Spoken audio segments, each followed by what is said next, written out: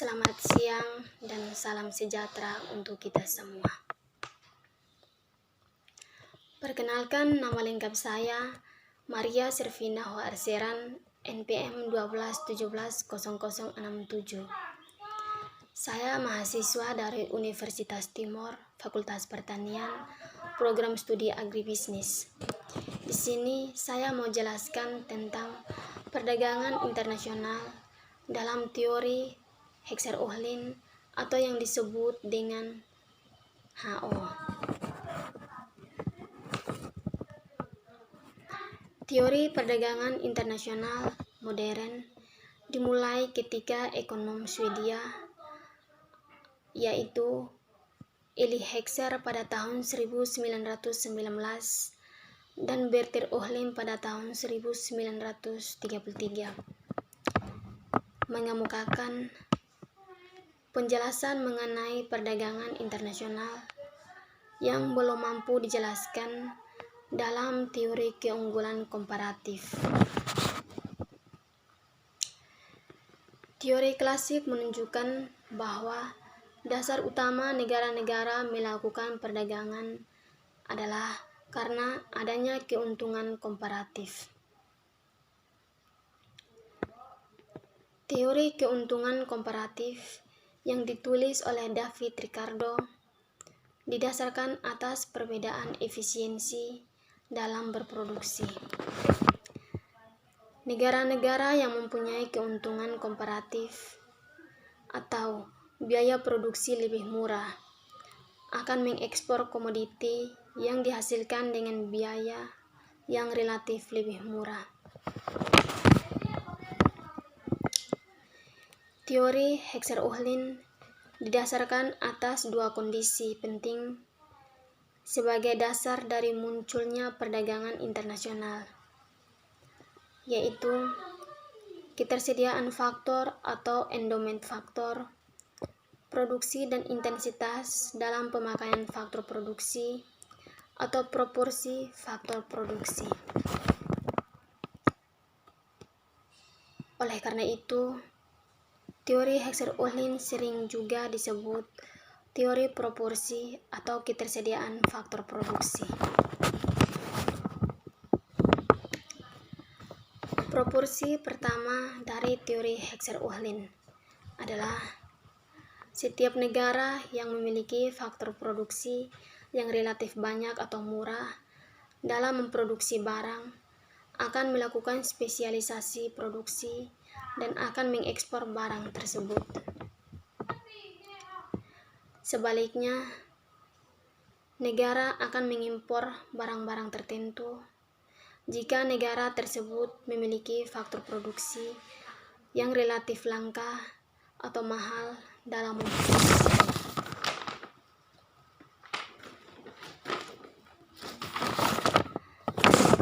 Dalam analisis teori Heckscher-Ohlin menggunakan dua kurva, yaitu kurva yang pertama, kurva isocost.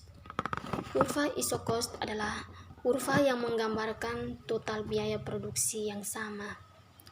Dan kurva yang kedua adalah kurva isoquant. Kurva isoquant adalah kurva yang menggambarkan total kuantitas produk yang sama. Kurva isocost dan kurva isoquant akan bersinggungan pada satu titik. Titik A, B, C berada pada isocost yang sama, US 600, dengan kombinasi input atau faktor produksi yang berbeda. A, 25 tenaga kerja, 10 mesin. B, 15 tenaga kerja, 5 mesin. Sementara itu, titik D berada pada isocost US 400. Titik B, C, dan D berada pada satu isoquant yang sama, yaitu sebanyak 10 unit pakaian, sebanyak 100 unit pakaian.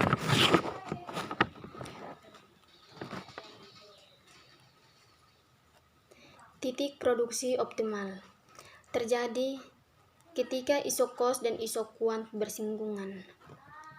Jadi, dengan kombinasi biaya minimal dapat diproduksi sejumlah produk tertentu. Titik D dengan kombinasi 20 tenaga kerja dan 5 mesin adalah titik optimal karena dengan ISO cost US 400 dapat diproduksi 100 unit pakaian.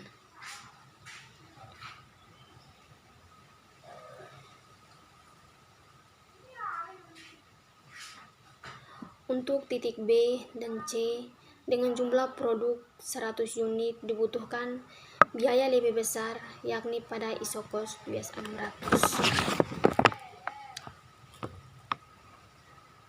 Sesuai konsep titik singgung antara ISO cost dan ISO quant ini, maka masing-masing negara tentu cenderung memproduksi barang dengan kombinasi faktor produksi yang paling optimal. Proporsi faktor produksi yang dimiliki oleh suatu negara berbeda-beda sehingga menyebabkan perbedaan harga relatif harga barang. Untuk ISO quant 100 unit pakaian yang proses memproduksinya dilakukan dengan padat karya. Bagian yang pertama di Indonesia. Di Indonesia, ISO quant ini akan menyinggung ISO cost US 400 pada titik A dengan kombinasi 34 tenaga kerja dan 3 unit mesin. Jadi, untuk memproduksi pakaian 100 unit pakaian yang padat karya di Indonesia akan lebih murah. Karena jumlah atau proporsi faktor produksi tenaga kerja yang dimiliki Indonesia relatif lebih banyak dan murah sehingga unit cost-nya hanya US 4.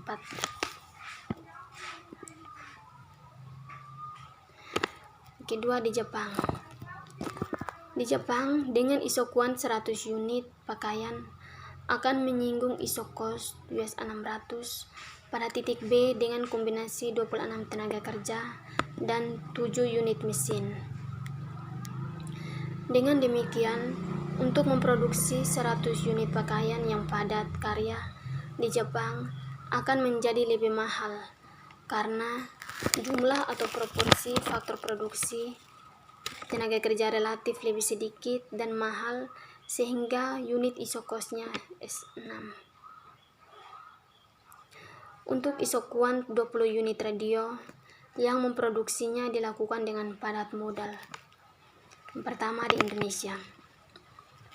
ISO quant ini akan menyinggung ISO cost US 600 pada titik C dengan kombinasi 20 tenaga kerja dan 10 unit mesin.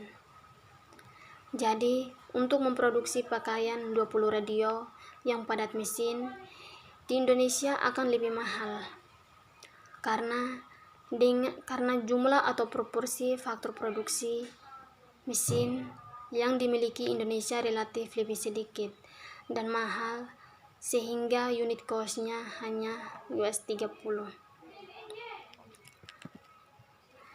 Kedua di Jepang. Di Jepang dengan ISO quant 20 unit radio akan menyinggung ISO cost US 400 pada titik D dengan kombinasi 10 tenaga kerja dan 18 unit mesin. Dengan demikian, untuk memproduksi 20 unit radio yang padat mesin di Jepang akan menjadi lebih murah karena jumlah atau proporsi faktor produksi mesin relatif lebih banyak dan murah sehingga unit cost-nya US 20.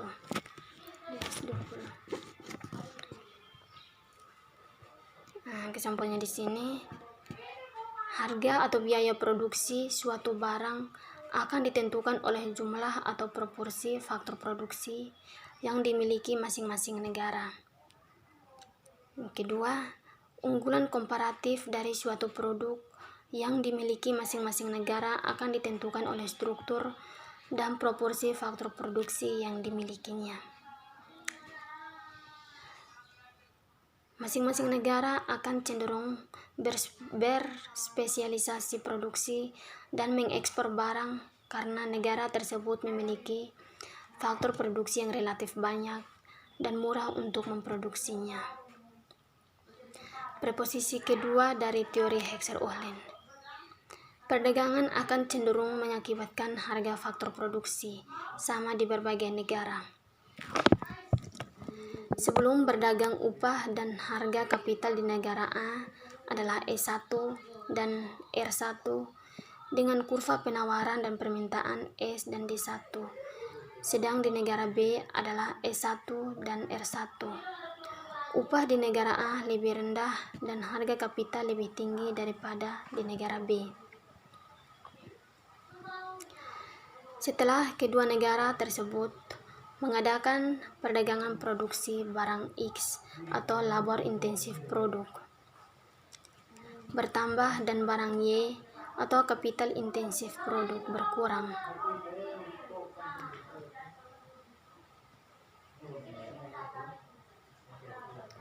Konsekuensinya bagi negara A bahwa permintaan tenaga kerja bertambah dan permintaan kapital berkurang.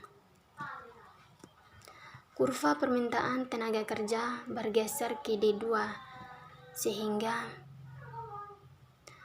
upah naik menjadi S2 dan jumlah tenaga kerja yang digunakan adalah L2. Selanjutnya, dengan berkurangnya permintaan kapital, maka kurva permintaan akan kapital bergeser ke D2, sehingga harga kapital turun menjadi R2 dan jumlah kapital yang digunakan adalah C2. Sekian dan terima kasih.